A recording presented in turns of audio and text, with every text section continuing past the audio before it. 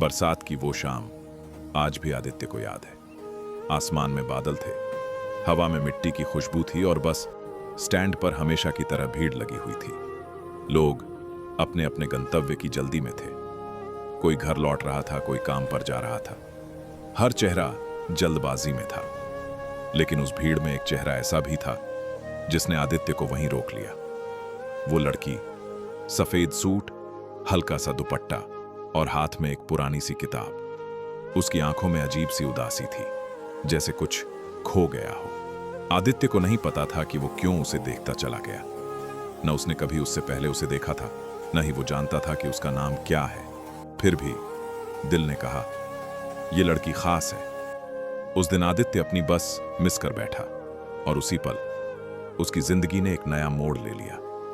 पहली मुलाकात कुछ दिन बाद वही लड़की फिर दिखी, इस बार चाय की दुकान पर। आदित्य हिम्मत करके पास गया। आप वही हैं ना, बस स्टैंड वाली? लड़की ने हल्की सी मुस्कान दी। हाँ, उसकी आवाज में थकान थी।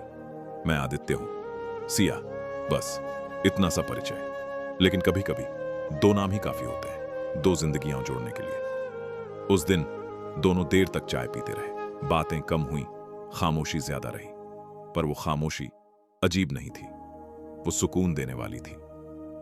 आदित्य को महसूस हुआ कि वो सिया से बात करने के बहाने ढूंढ रहा है, और सिया जैसे उस खामोशी में खुद को ढूंढ रही थी। धीरे धीरे बढ़ती मोहब्बत, दिन बीतने लगे। अब उनकी मुलाकातें तय होने लगी, कभी लाइब्रेरी में, कभी नदी किनारे, तो कभी उसी चाय की दुकान पर। सिया ज्यादा नहीं बोलती थी, लेकिन जब बोलती थी तो उसकी हर बात में गहराई होती थी।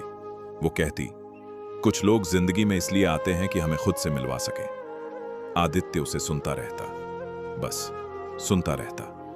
उसे नहीं पता चला कि कब वो सिया के बिना दिन की कल्पना भी नहीं कर पाता था। मोहब्बत शायद ऐसे ही होती है, धीरे, बिना शोर के, सीधे दिल में उतर जाती है। सिया का सच एक दिन सिया कुछ ज्यादा ही चुप थी।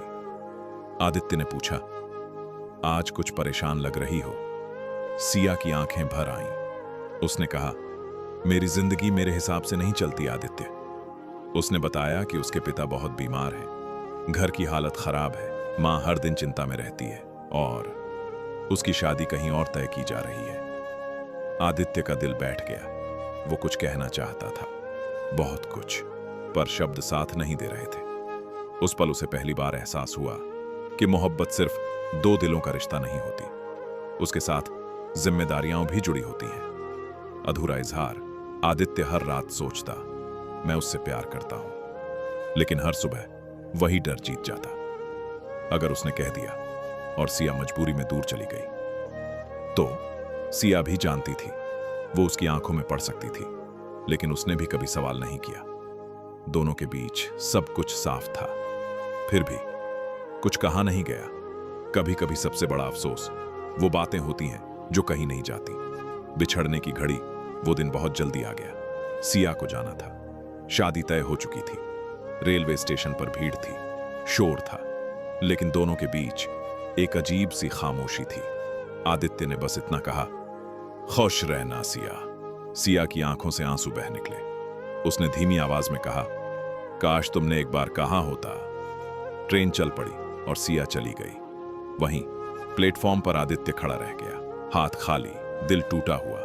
सालों बाद समय बीत गया, जिंदगी आगे बढ़ गई। आदित्य की नौकरी लग गई। लोगों ने कहा, अब सब ठीक है, लेकिन हर बरसात में वो उसी बस स्टैंड पर चला जाता जहां उसने सिया को पहली बार देखा था।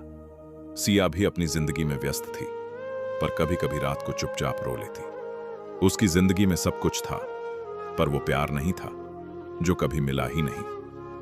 अधूरी मोहब्बत की सच्चाई। कुछ प्यार इसलिए अधूरे रह जाते हैं क्योंकि हम उन्हें पूरा करने की हिम्मत नहीं कर पाते।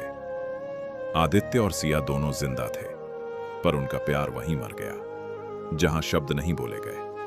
अंत अगर किसी से प्यार है तो कह दो, क्योंकि अधूरी मोहब्बत जिंदगी भर साथ चलती है, एक दर्द बनकर।